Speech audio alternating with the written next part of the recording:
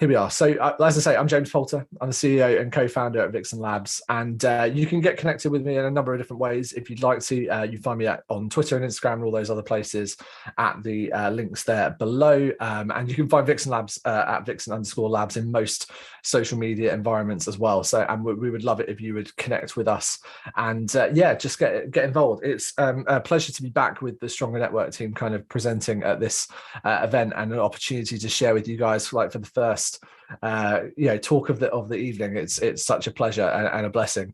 And Matt gave me the kind of unenviable task of unpacking one of our core themes for this conference, which is all around the area of Web 3.0, or the metaverse, or Web3, or you can call it what you want. And we're going to get into that topic now. But I thought I'd just give you a quick introduction to who we are if you're not so familiar. So at Vixen Labs, we've been working now for the past few years to try and accomplish this mission of connecting brands and businesses and organizations, including church organizations and faith-based communities, with technology in a more human way. And I think that the pandemic, if nothing else, has taught us over the past few years that technology can sometimes get in the way, and sometimes it can help us get better connected. And my job, I see it very much, is to try and pursue this mission of making us more humanly connected with one another, and try and take us back to some of that experience that we've had in past generations,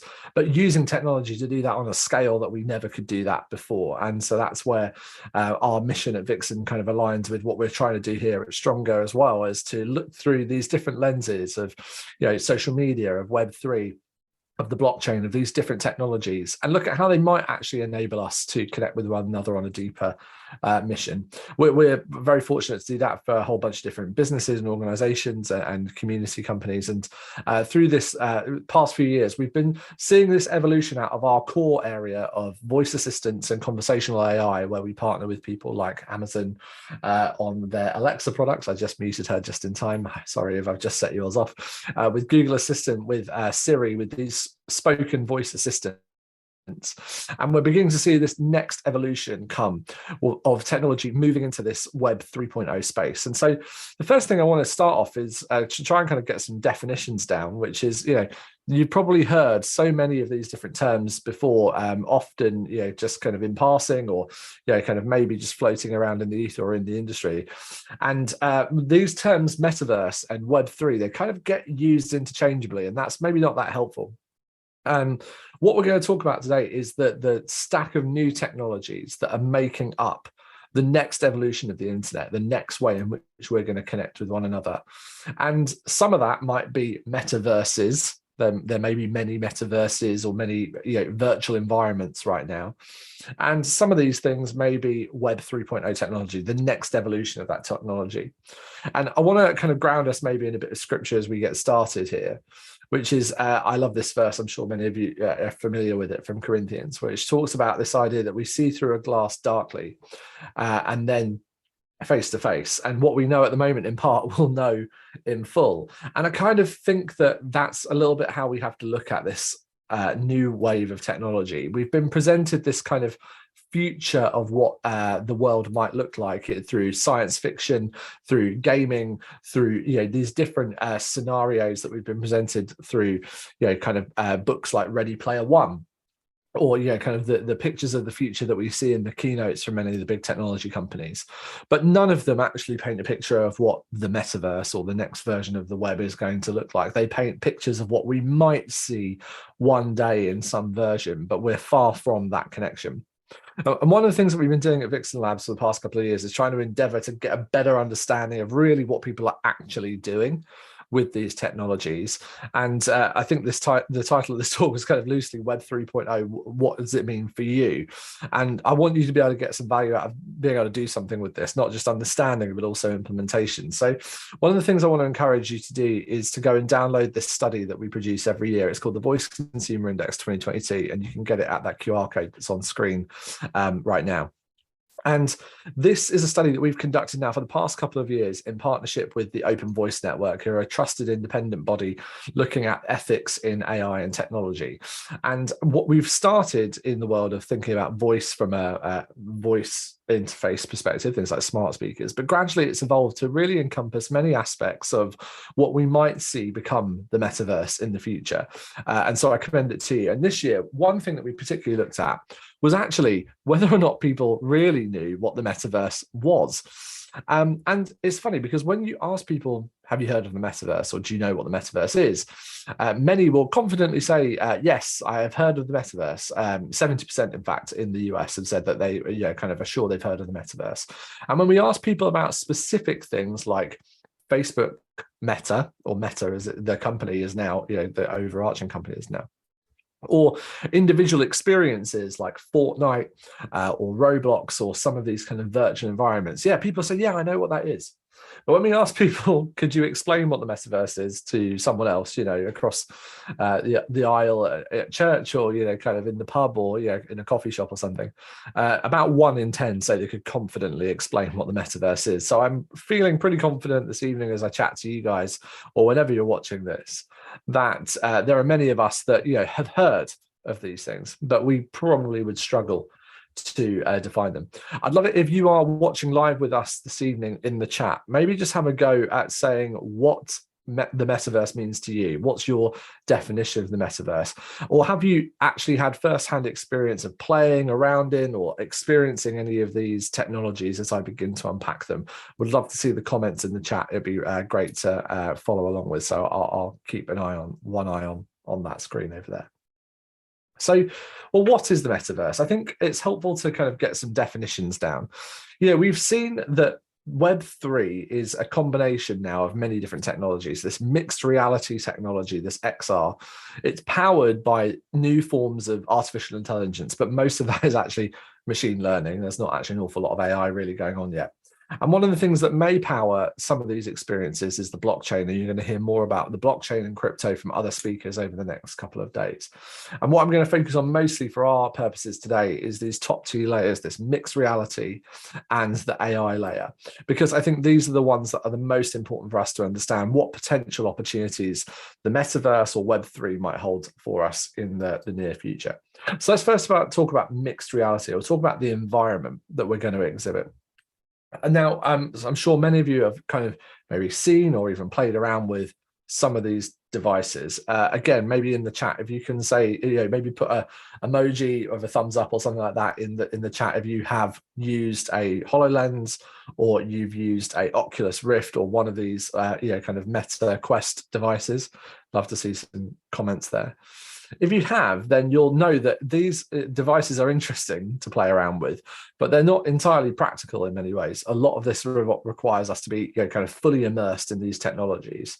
But what we're seeing here, and you can see on the left, this HoloCake 2, is the next prototypes that we're going to begin to see come from companies like Meta and also from Microsoft, where we begin to have much lighter weight, easier to wear, less cumbersome devices that are going to fully immerse us in virtual worlds that may be coming from these big companies like Meta, or from these more decentralized places like Decentraland or the Sandbox, these new virtual environments.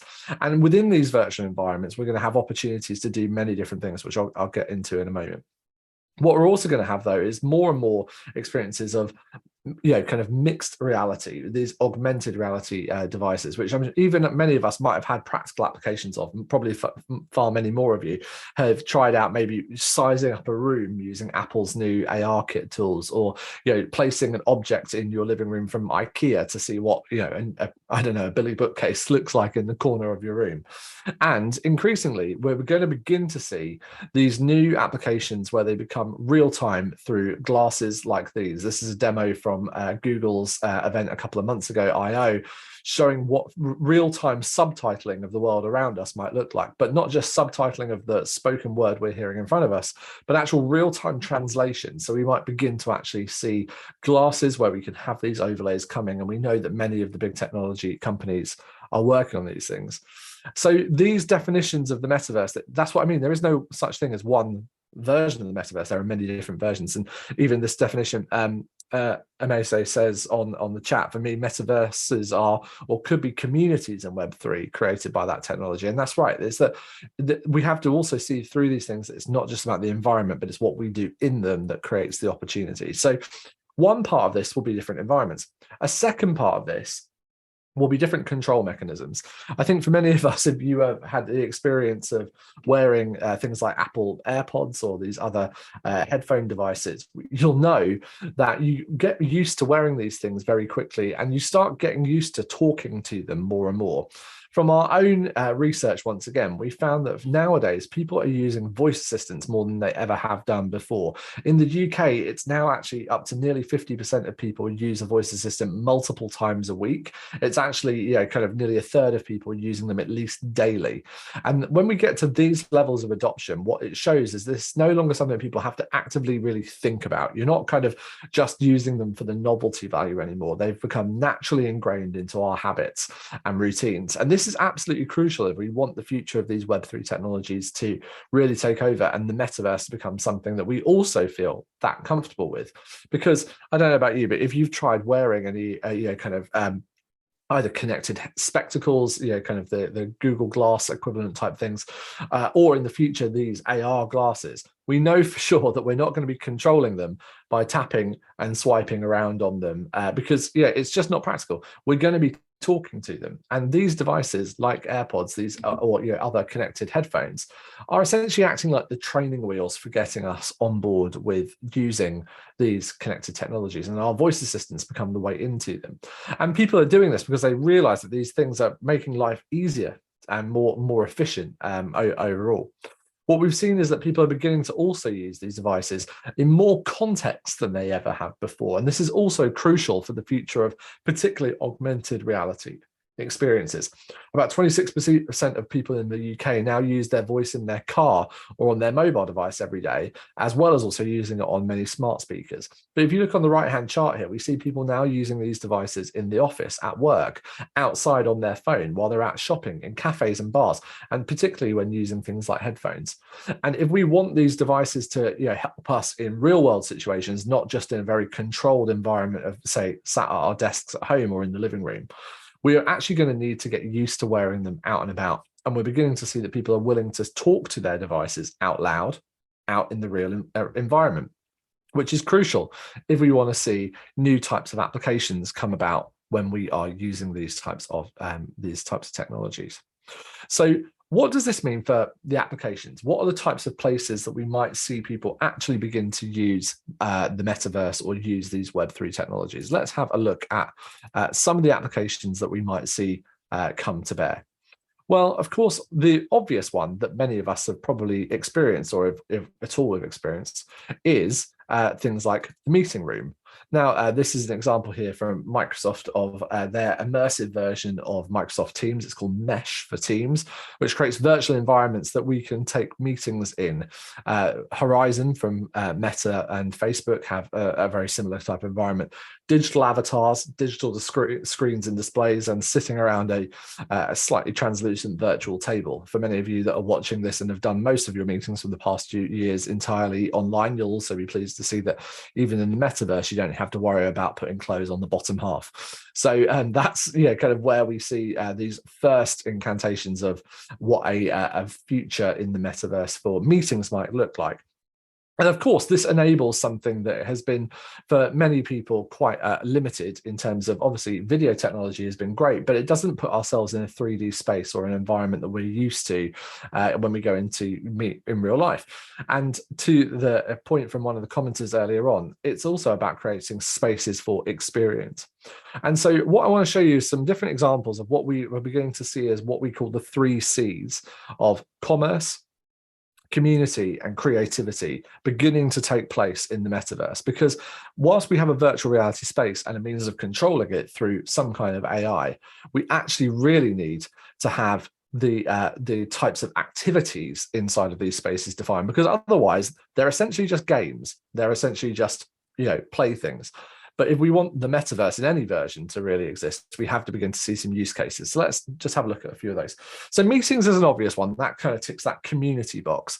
What about things like commerce? Well, let's have a couple of examples here. The first I want to show you, and hopefully this video will play down the line, but if the audio isn't great, I'll narrate over it, is an example from Qatar Airways. A couple of weeks ago, they launched a virtual reality application called the Qverse, which brings together a number of different components of this Web3 technology. So as you watch this, you'll see a virtual environment, conversational AI powering a virtual avatar, and you'll have some also context awareness as well when you are seeing this experience. I'll walk you through it. Every great journey begins with our imagination. Imagine the ability to experience the smallest detail, feeling, emotion, a moment in time before it happens. Join us on a new journey where dreams become a reality. It's time to experience Qatar Airways in a way you could have only imagined. Welcome to Qverse, the Qatar Airways virtual customer journey.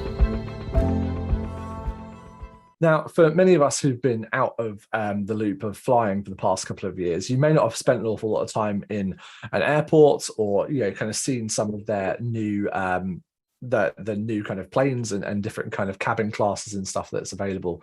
And so Qatar have seen that that's actually an opportunity here for the metaverse to kind of maybe play a part. What they've designed is an entirely virtual space and a completely kind of synthetic voice and avatar experience that you can interact with. If you go and just Google Qverse, you'll be able to get and interact with this in your browser. You don't have to have a headset, but you can do it in a headset as well. And if you were to go and use it, you would be able to interact with a virtual customer service assistant, or in this case, a flight attendant, who could walk you through the different parts of the economy class and Q suite, their new kind of business class cabins, but also take you on a virtual tour around the club lounge, or where you're going to find the actual kind of different points of interest in the airport. And this type of experience begins to actually take some of the difficult things about kind of going and traveling, for example, on an airplane, which is something that we don't commit to very easily, and it suddenly brings that experience to life in a way that we can actually have a taster of what real life might be like. And we're beginning to see people do this in church context as well. I think I've shared this before, but an example here of the work being done by Life Church, who are behind the YouVersion Bible app, amongst other things, in the US, where earlier this year in Facebook Horizons, they set up and trialed using a virtual experience to run a Sunday service and also a pre and post event lobby. And again, we can see that this doesn't necessarily mean that this type of experience may replace what we would do in the real world. It doesn't necessarily replace going to church in a real environment, nor does walking around the virtual business class lounge of the Qatar Airways replace getting on the plane. But what it does is it gives us a taster of what we might experience in an environment that is far more realistic than just watching a video, where we can see and sense sound and visuals around us. We can have an interaction with it by talking to a virtual kiosk member, for example, and other things. So the environments beginning to take place around us, these will begin to change our interactions. So we begin to see this community. Another example here, commerce in the form of Qatar Airlines. You're probably more likely to think about booking the right type of cabin, maybe upgrading to business class or premium economy once you've experienced it in 3D in your own environment. But what we're also seeing is, kind of it creates a community of other travelers around them as well. And these three C's begin to kind of play together. Now, one of the other aspects that we're beginning to see in Web3 is that when we begin to create all of this digital assets, we need some means of accrediting them, credentials in some way. And this is where we begin to see that the blockchain technology, which we'll unpack over the next couple of days, really begin to play out. And so one of the other platform examples I thought I would share with you is a new technology from a company called Attention Live, which begins to start decentralizing and encrypting the way in which we create content. For many of us, we're creating podcasts and audio files, whether that's for our businesses or for our churches, particularly with things like sermon audio being turned into kind of files. And whilst these things are out there in the ether, it's not easy to track engagement with them, and it's also very difficult to ensure that they aren't being copied or edited after the fact. And so we're beginning to see similar technologies applied to audio and to content, as we have done in recent times with digital artworks and artifacts in the form of NFTs. Now, we haven't got time to dig into every aspect of what NFTs are and all of the back-end technology that goes into them. But essentially, what we are trying to do here is create unique identifiers around content and be able to make and track and trade those. And Attention Live here, giving you an example, is a platform that will allow you to take audio files, live stream them, create an NFT of that audio file so that you can prove that you were the original creator of it, and then share it to platforms like social media, instantly stream it to some of the voice assistant platforms, and also publish it to some of the podcasting platforms. And this is just one example of many different projects that are happening at the moment in the Web3 space to try and add this level of protection around these different types of technologies. So we're beginning to see that even in kind of content creation, and again, this is my third C of creativity, that we are seeing that Web3 technologies are beginning to add new opportunities to what we weren't able to previously do. Back before this type of thing existed, we were completely beholden to the big tech platforms that carry this type of technology forward. Now we can actually have some level of control over it ourselves. Finally, what I thought I would give you an example of when it comes to community and really thinking about kind of human people and opportunities and what this might mean for us is that we are also seeing that the metaverse may have a personal aspect to play. One of the big parts of the metaverse infrastructure is synthetic kind of AI, the ability to create synthetic avatars and examples that really give us a sense of kind of the future of interacting with people. And what I want to introduce you to is this digital cloning technology from our partners at Veritone. One of the things that we've been experimenting with here at Vixen for the past few months is the Veritone voice technology, which through a very simple process of a few hours of audio, and in some cases even a few minutes of audio, we can synthetically duplicate real people's voices.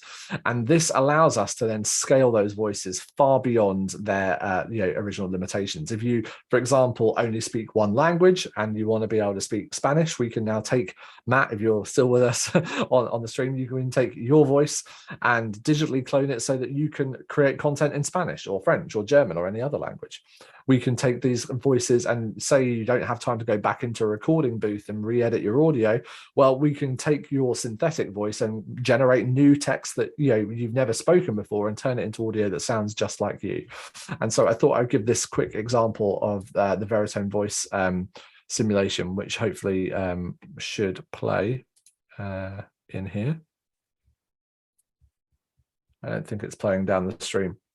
I encourage you, I'll drop the link in the chat for you guys to go and try this out. You can find the link in the live chat if you're watching.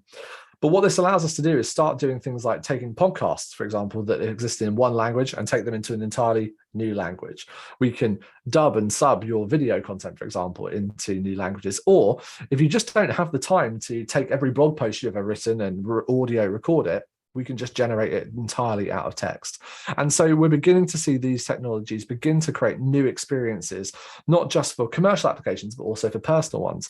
What I thought I would finish off with this example of, even we're beginning to see people posthumously preserving their voices through AI and creating these synthetic voice and audio experiences in the future. And this is an example of Brenda, who using a new technology which captures which I'll show you in the video, which captures her before she died.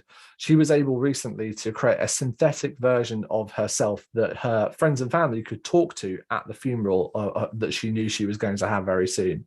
And I think many of you will agree, in the past week or so, as we mourn the loss of Queen Elizabeth II, that there are so many clips and audio pieces that we've seen that we could easily recreate versions of people that we have lots of catalog footage of, that we might be able to interact with in generations in the future. So I'm going to end by showing you this short clip of her story and why this was created for her. So hopefully this will play through, and Matt, if you can confirm in the chat for me that you can hear the audio, that would be great. I was at my funeral. I'm so pleased that I met so many good people who influenced my life. Have you ever thought about what you'd say at your own funeral? Thanks to AI-powered technology, it's now possible to ask questions to someone who has passed away. Stephen Smith is the co-founder and CEO of Storyfile, a tech company based in Los Angeles. His mother, Marina, died in June 2022, but mourners at her funeral were still able to ask her questions. Here is Marina's grandchild. How did becoming a grandparent change you? Oh, I think it brought immense joy into my life. And I think just the concentration about enjoying the company and going places and sharing and the beautiful little things that come out of a child's life. Marina's video is not a deepfake. The process starts with the subject using any laptop to record themselves answering dozens of questions, which are uploaded to the Storyfile platform. AI then selects answers to questions pre-recorded and approved by the subject. So when people hear AI, they assume that AI means that we are somehow or other creating this character and all the content. Actually, we do use artificial intelligence, but it's not for creating new content or putting words into your mouth. What we're actually doing is using the AI to search the content, the answers to questions that you give, to get the most appropriate response. What do you enjoy doing with your grandchildren? Everything, if possible. But I think that singing and music and Okay, well, there you go. I'll give you just some examples there. So what we see here in these types of case studies with this type of technology is that we are now having this opportunity to use AI to match up with the content that we already have, that we can exist. We can create new content that never existed before. So we can not only take the world around us and interact with it in a new way, but we can create new content and fill the gaps where we didn't have it before. Or if we don't have either of those things, we can put people into entirely virtual environments that never existed before. And so the metaverse, whatever that looks like for us, whether that is the future of AI, whether that is new devices and classes of devices, or whether that is kind of the interactions that we've never been able to have before, then we're seeing that Web3 may have these possibilities before us. So we've got new devices, we've got new means of tracking those devices, we've got new ways of paying for things, we've got new ways of meeting with one another. And what I wanted to kind of finish with is really this thought that none of this stuff is guaranteed. We will see a version of these things come together in the future to bring us new experiences. But really, the way in which we connect is these C's that I've mentioned before. We can create spaces for community, right? New places to gather. We can create new ways of doing commerce, ways of buying and selling things, or creating ways of generating wealth. And we can have new places for creativity, for sharing and creating new types of content that could never have been shared before, or remixing the content that we already have so that we can interact with it in a new way. These types of experiences will define whatever the metaverse is, but it's not going to be one thing. I think that we all can see that there isn't one overriding metaverse that will exist, but the Web 3.0 technologies, these new things, will make up whatever that future experience is. And it's for us to work together to define what those things are, because as that verse that I started talking about with really kind of, I think, sums up, we at the moment see through, well, some dark glasses darkly, and maybe in the future that will get clearer, and it will help us create a way that we might not see each other face to face, but we might do virtually in some way. So I hope that's a helpful primer as we enter into these next couple of days of sharing together. And I'll bring back Matt for any questions. And if you guys have got any questions in the chat, we'd love to answer them as well.